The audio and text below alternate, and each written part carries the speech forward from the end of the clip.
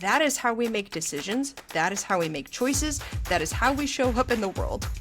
But it's okay to say, I don't have all the answers for you. I'm trying my best to understand, but I'm not familiar with this situation. The more I unmask, the more I authentically become myself. That just says more about you than it does about them, to be honest. There are people who just are not going to jive with you, and that's fine. You're listening to episode 20 of the Apology Void podcast. Episode 20! We've hit a milestone! I can't believe that we're at episode 20 already, and somehow, and yet somehow 20 episodes in, we are still having technical difficulties, Sal. I actually was just joking because of my laughter. We thought that I was the one having microphone issues. But what just happened? My mic hasn't been working for the last at least 2 episodes. At least. I figured it out because I tried to mute myself in the last episode and it didn't mute out my coughs that I was trying to mute. And we did this because you're getting over pneumonia, so you're trying to mute out your coughs. And I was like, why didn't mine mute out my coughs last time when I went to hit the mute button? And I had to manually edit all of those things back out. And then I was like, Sal, my mic's not even, like, connected in the program. It's using and now you sound so crisp. I sound crispy clear. Anyway, 20 episodes in, and we are still figuring things out. But that's just the way of life. Anyone can do a podcast, number 1, and anyone can figure out technical difficulties, number 2. And anyone can do anything. Anyone can F it up and figure their way out of that, too.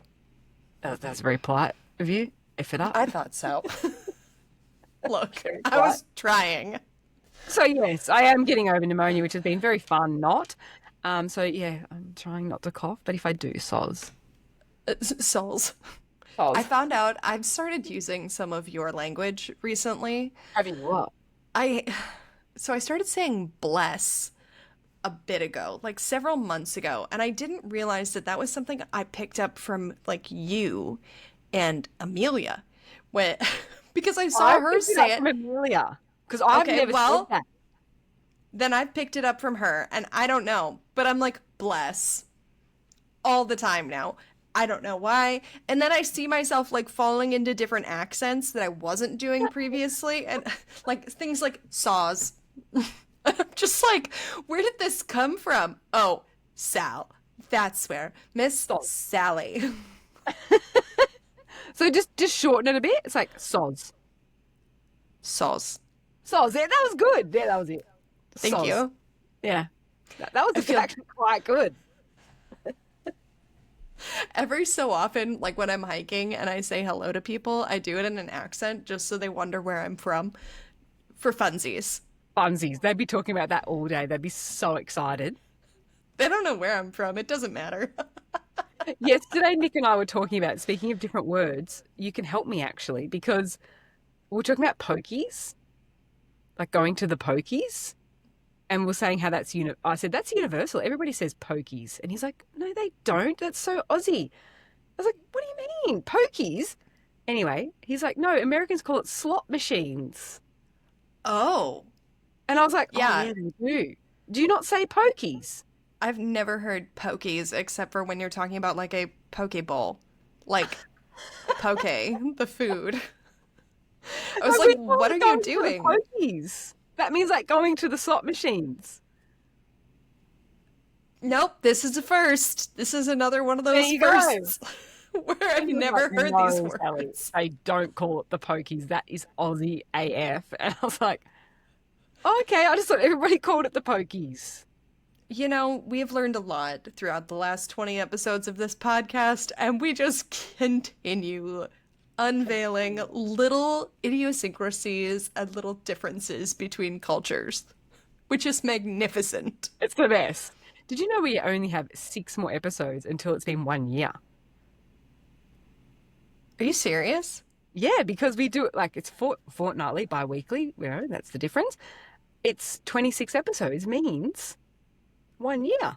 Holy I know it's still cow. 6 more, but get ready for the 1 year celebration episode, guys. Get ready. Yeah, I feel like we need to do something to like big celebrate that. Mm. Mm. Mm-mm-mm. Thinking caps on. If you have any suggestions, send them in. I want to hear To- all the suggestions on how we should celebrate. Mm-mm. How we should celebrate. Do, do. Anyway. Anyway, so back to this week's episode. Last episode, we had a very good friend of mine on the episode, and I loved it, Tara. So thank you. And we just wanted to chat about a few of the really amazing topics that came up and reflect on those, really. Yeah, Tara was such a gem, like an absolutely incredible human just to speak to and to learn about. And I feel like we only barely grazed the surface with her. I feel like there's so much to her, but there's Yeah, also so much, only so much you can pack into like 30, 35 minutes. So it was like 100%. a little bit of the highlight reel and where she's at currently, but I know there's so much that like she has overcome to get to the point where she is now in school, in law school, doing all the incredible things that she has. And that's just like to get to that point where you're doing that, where you're in law school, where you've, found that that's the thing you want to do after going through maybe other careers or other paths. That's really big. That takes a lot Mm. of courage and like chutzpah. Huxpa. Chutzpah. I love it. I liked that. It does. I think that, you're absolutely right. Like you've just touched the surface. She is a deep individual with a lot of life experience. And I think that's a really important note, I guess, first off to make is that, you know, Tara's in this point where she's doing something that she loves that makes her happy and that's really great. And we spoke about this a little bit in the last episode, but to have gone through like, we'll say a tumultuous journey, because a lot of us go through tumultuous journeys to get there and to overcome things. That was a really important message, I think, if that didn't come across. Yeah. It sounded like, and we didn't even touch on most of her journey aside from the like educational struggles and like Yeah. figuring out a lot of who you are and some of your maybe like neurodivergence and how that can really play into your overall success and sense of self-worth and all of that. But I know there's so much more. And I feel like the more we talk and the more we talk to other people, the more it becomes apparent that we are all connected through that. And the fact that we all have a journey and a story to share. And when you're meeting someone, you know so little about them. Like my partner and I have been together a few years now, and we're still learning even like basic things because people have so much depth to them that we often don't get to see unless we take the Mm. time to do so and we're open-minded enough to do so as well. 100%. And that comes from, like obviously we spoke about this as well. So when you are going through like schooling age and when we're young, and particularly, I will isolate women here a little bit. Like obviously men have their own set of struggles. I'm not a man, so I can't speak to that personal experience. But, as women, there's that expectation that we've spoken about and things that, not understanding us and not understanding our learning differences and lumping us all into this category and maybe not sort of, I guess, welcoming or embracing those differences and being able to overcome them early enough, or being a young person not being able to speak up for yourself or against what you think is normal or whatever, and then being able to overcome that through that journey is a really big thing Yeah. as well. Yeah. Yeah, I found that actually I read something today that said I got good enough grades and didn't upset anyone else's world, so my ADHD went undiagnosed. Mm, Nobody else was impacted by the struggle I was facing, and so I kept that all myself until the past couple years when mm, I've finally explored what's going on in my brain and how things maybe work differently and Mhm. how I can, work with it instead of against it. And we never know really what's going on with anyone unless Mm. you stop and ask. We talked a little about wearing these masks, I think, in a previous episode, and how, we put on these faces, but they're not really what's under the surface.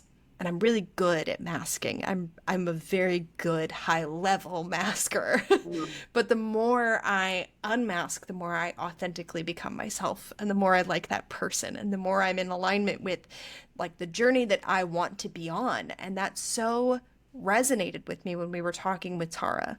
Like it Mm. was just this, it was very familiar. Yeah. I think it's, I'll say comfortable to put on the mask, I guess, in a way, because you don't mask for yourself. Like, you know yourself at that deep level you were talking about. So it's very difficult to know another person as deep as you'll ever know yourself. We work on that through, like, with a life partner, and we see their highs and their lows and ins and outs because we're spending the most time with them. But to mask is easy.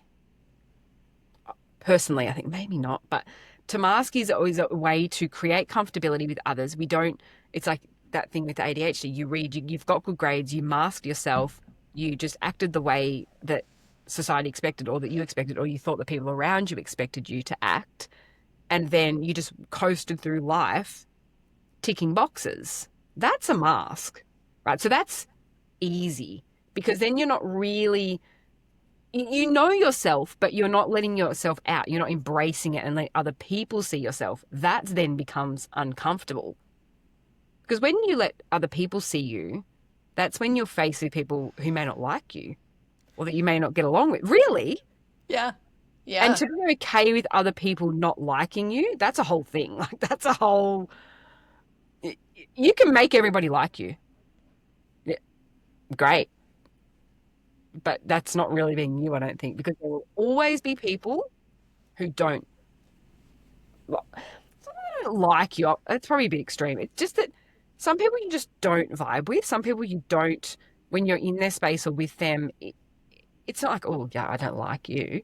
It's like, oh, we're not really on the same energy. Like, we don't give off the same energy. We're not vibrating on the same level. It's a thing. And that's Yeah. okay. Yeah, that's really important to talk about, is how there are people who just are not going to jive with you. And that's fine. Mm, Like, let them go jive with someone else and you go find your people. That's it. There are people for everyone. And if someone's not for you, that's okay. There are billions of more people out there. yeah, I mean, literally. like actually there are billions of other people out there, Yeah. and you may find that maybe it's not your next door neighbor, maybe it's somebody on the other side of the world that you jive with better.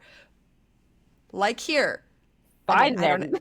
actually I don't know my next door neighbor. They're literally moving in today, so we'll find out. Oh, new neighbors. New Fun. neighbors. I know. It'll be Anyway, great. what I'm saying is previously I was in a place where my neighbor across the hall from me, we didn't jive. We did not get along. It was not our thing. But you know what? I came to understand him in a different way through my own space. I didn't write him off entirely. I still was kind and cordial. He just was not in the same place in his journey that I am in mine. And that meant that at that point, we're not going to get along. We're Mm, not going to be people who can, share the same space for a long period of time. And that's okay. You can mm, still respect people without having to really jive with them and really get along with them. You can still mm, be respectful even when your values don't align. And mm, that is a magnificent learning point and something I feel mm. like I've gained a lot of in the past couple years. Same, actually. That's actually really important. I just want to reiterate that. Like, no matter what, always be kind and respectful. Because, as it doesn't matter if you don't, or I say you don't like someone, I use that's easier. If you don't like someone, it doesn't mean that you have to treat them poorly. It doesn't, like, please don't do that. It's not nice to treat people with disrespect and unkindness. Like, that just says more about you than it does about them, to be honest. So always stay Yeah. true to yourself and stay in that space where you treat people with respect, because what you put out there, you will get back. Um, so I think that's really important. Just want to, hone in on that. And I think, hone in on that, be kind. I think that, I forgot what I was going to say. What was I saying? Kind, because I got distracted by the kindness. That's okay. You're totally welcome to get distracted. Got I mean, distracted by like, the kindness. I took that in a slightly different direction, but I think No, it's circling, important though. yeah, circling it back, being kind to other people is important because we don't know their journey. We don't know what's happened to them throughout the Yes. day. We don't know what news they've gotten. We don't know what trauma they've been through. We don't know Yes. anything. So if somebody comes at you in an unpleasant way, the best thing you can do is show them grace and offer them the acceptance that you would like if you were having a bad day and you Mm, offhandedly said something to someone else. So mm. bringing it back around No, it's like as you read my mind, because that's what I was going to say. It's like when we were talking with Tara, it's like she was in this space when she was younger, going through all these things that were masked, as a lot of us do. And it's like people need to respect where you're at in that point, like you with your neighbor. It's like respecting people where they're at, but also respecting yourself where you're at, because as we heard with her, like that can change. Like that's a journey that can go, you go through different stages and steps and come to a place that you're happy with. And I think that's really important. So it's like you don't know what other people are feeling in she expressed that she could have been feeling in school, like not seen and not understood and things like that, but didn't say that out loud, didn't put that across. And a lot of us do that. yeah. I think, does that make sense? Am I articulating Oh, myself oh no. properly? I'm sort of saying that, yeah. Okay, it good. makes complete and total sense. Like as adults, and it's different when we're children, but like as adults, people can't read our minds. They don't know what we've been through. So we have to learn the skills of how to respect ourselves enough when we take off those masks, when we start being authentically ourselves. We have to learn the skill of being able to tell other people what we need and what's going on in our world. It's Mm, it's respecting yourself enough to show up in a way that you are proud of and a way that is authentically you. mm, But you have to be the one vocalizing those things. It can't come from somebody absolutely. else. Yeah. So if you're resentful that somebody else hasn't invited you somewhere, it's on you to then tell them that. Or Yes. to make a decision to find other people who you connect with better. Mm, Like you have choices, you have to own that, and you have to do something about it. So when mm, you take that mask off, it's not just about kindness, it's about that self respect and authenticity and showing up mm, as you for you in a way that is also strong mm, because you have to make the choices. mm. And there's definitely barriers to that as well. We touched on this as well with Tara. There are things like anxiety and imposter syndrome, things like that, that come into play that don't make that as easy as what we're saying.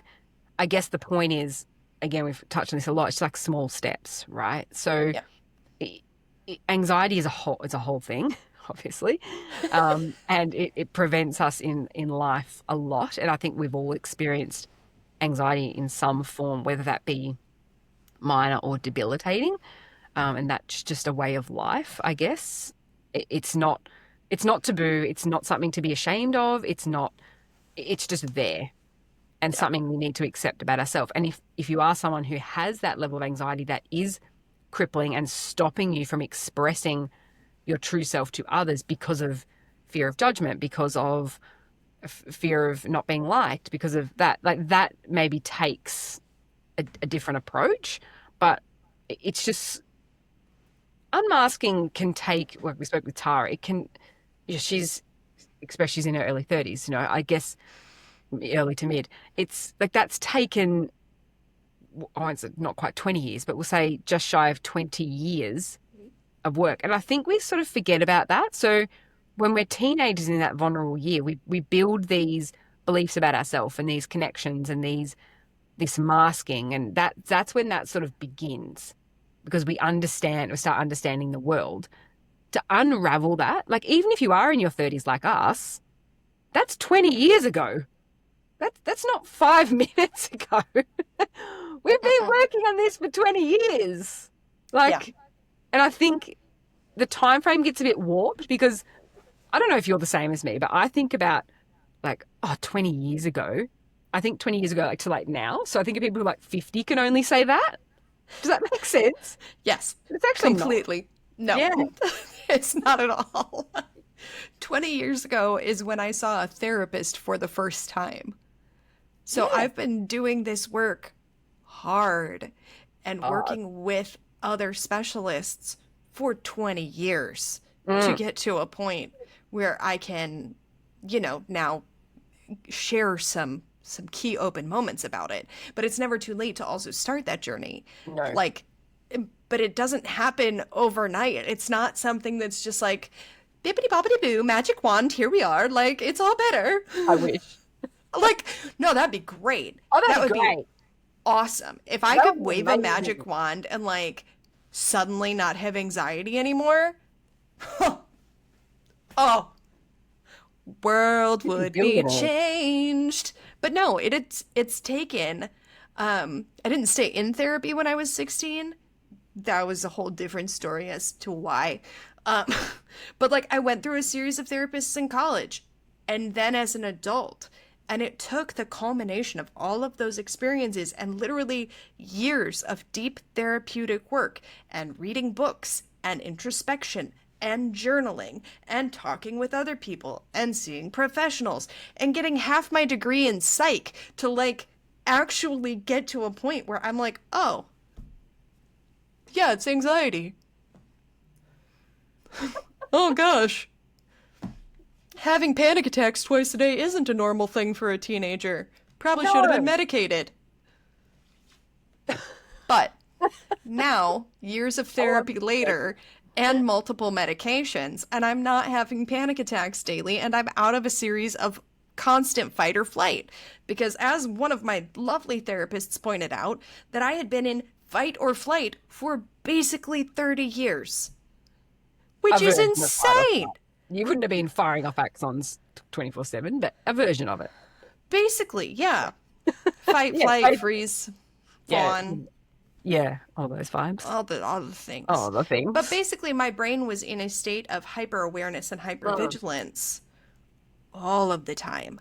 And unlearning those things, again, isn't a magic wand moment.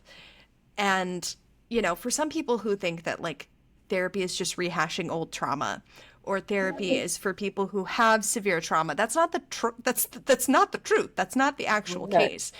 It's an opportunity to become a better version of yourself, a more peaceful version of yourself, and to, with somebody who has an objective opinion, talk through things in your current life. Like, hot diggity dog, sometimes I just need someone to tell about my day who's not my partner, my sister, my parents, or my friends. Like, I just need someone with an objective opinion to either share validation that what I'm dealing with is, like, nuts, or someone to course correct and say, hey, have you considered this other thing? Like, that's just so important. And now I've gone on a therapy rant for God knows how long. Well, all right. I'll tell you something. I'll say this. I've actually never been to therapy. Okay. Would you believe? I've never been, but I do want to go because I do think everybody should go. And I don't think it's a good thing that I've never been. I want to preface by saying that. I think that everybody should go and should have been. I don't know why I haven't been. I've just never been. And that's okay. Like, you have done a lot of other processing also of your own. My own journey a lot. But I'm not saying that that's the right way or the wrong way.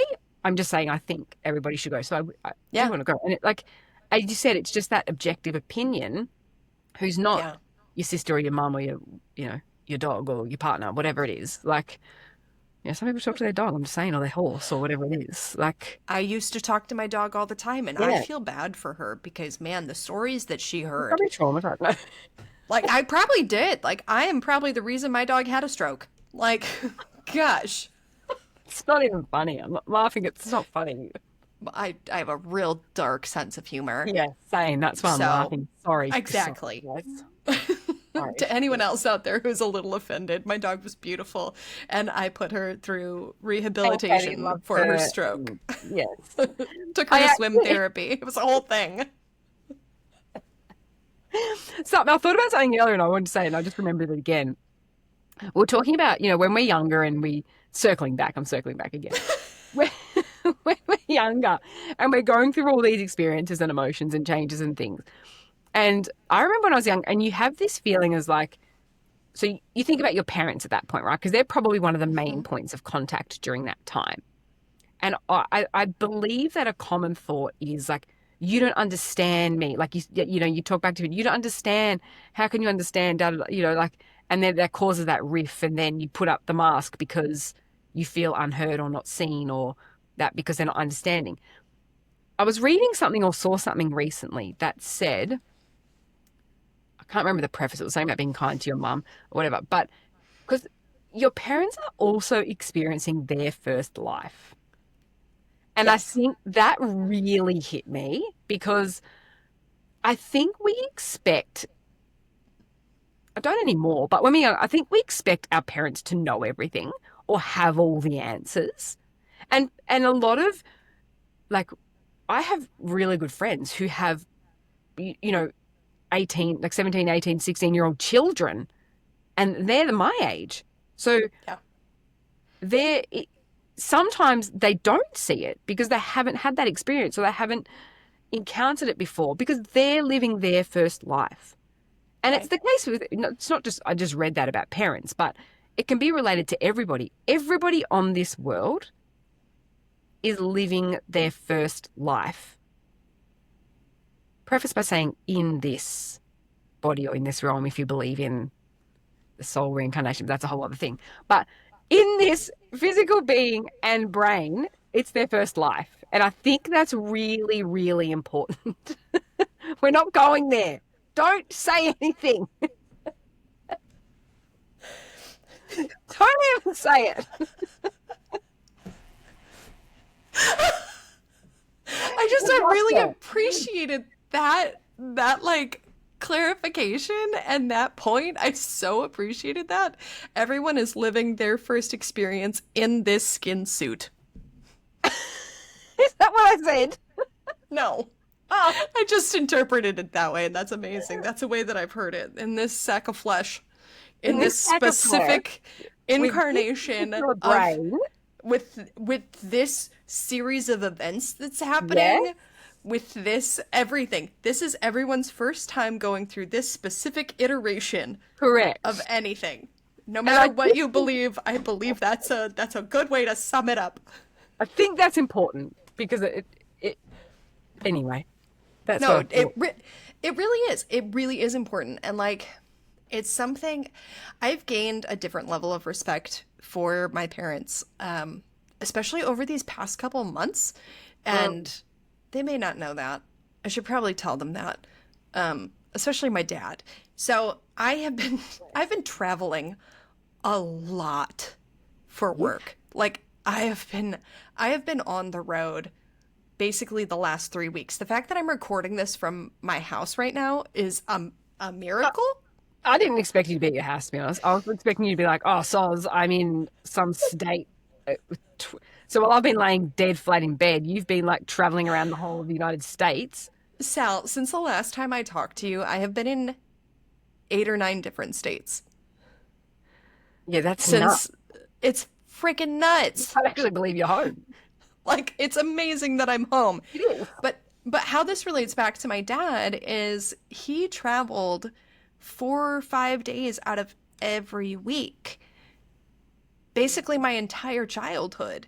And that man still hung out with his kids. I still remember going for walks. And like, yeah, he was tired, but we did things still as a family. And man, the level of like understanding I have now for how he must have felt coming home, because it's similar ages, it's just like mind blowing. You should definitely tell him that. I should. I should. Yeah. Mhm.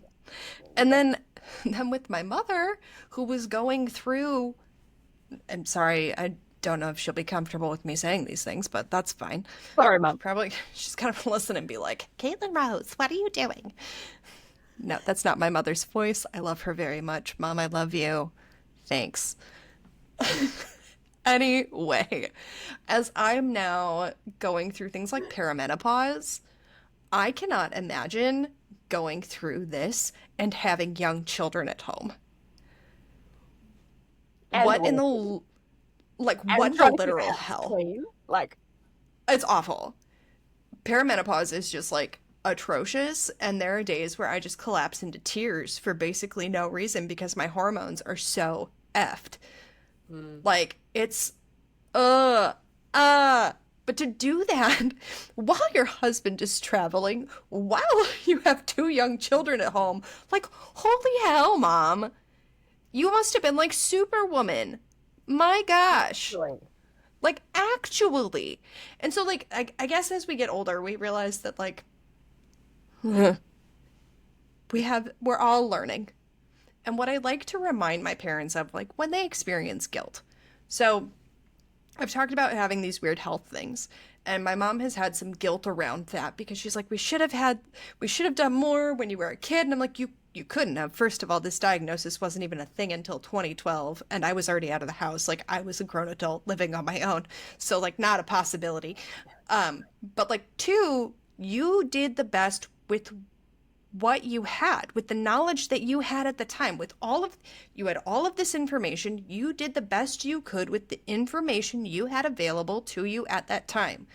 That is how we make decisions. That is how we make choices. That is how we show up in the world. We do the best with what we can at the given moment. And just, if we can continue to remind ourselves of that, and when we're thinking about our friends, our family, our parents, whomever, like, they've all, for the most part, I cannot speak for everyone, there are some, like, pretty awful situations out there. 100%. Yeah.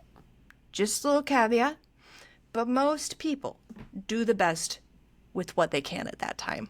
And they make the best choices they can based on their current circumstance and information. Yeah. 100%. Totally agree. We've done lots of little caveats today. Everyone's going to be like, oh, talk about that. Oh, talk about that. Just throwing it in there as like a little tag. Tag this bit just in case I'm throwing it out there. P.S.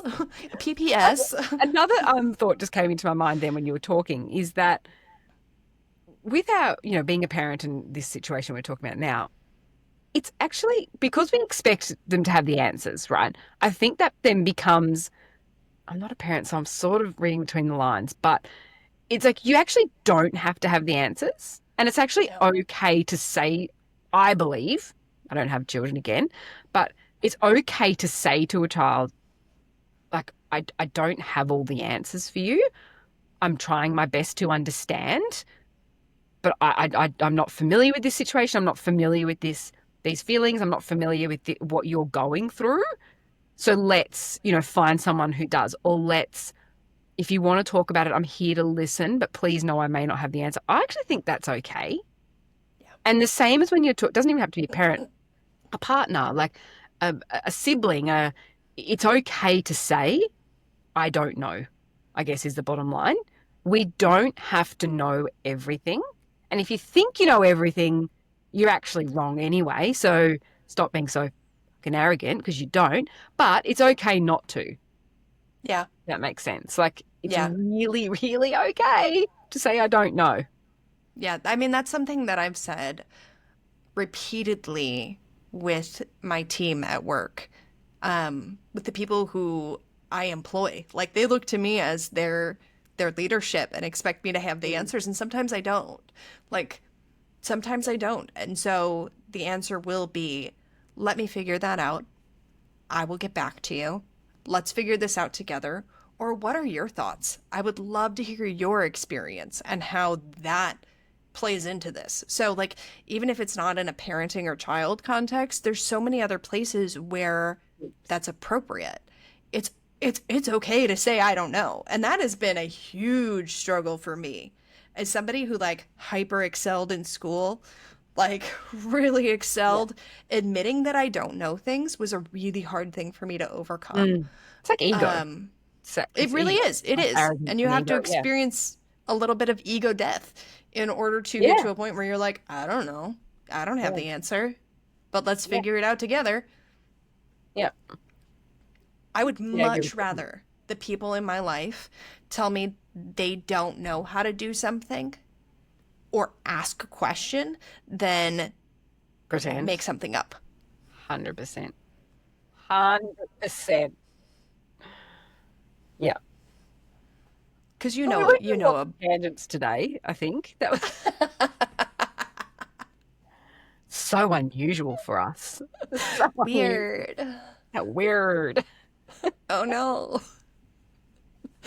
Shock, surprise. Wow. I think I had a couple of notes that I wanted to talk about, but I didn't get there. It's okay. Don't worry about it. There's always next time. There's always next time. And maybe at some point soon, we'll get a male perspective on all this. What do you think? Fingers Well, crossed. I I'm think going to it's reach nice. out. Yeah, we'll see what happens. But until next time, all have a great week. This has been fun. And Sal, we'll chat soon. Yes, indeed. Probably in 5 minutes. Thanks, guys. All right, bye.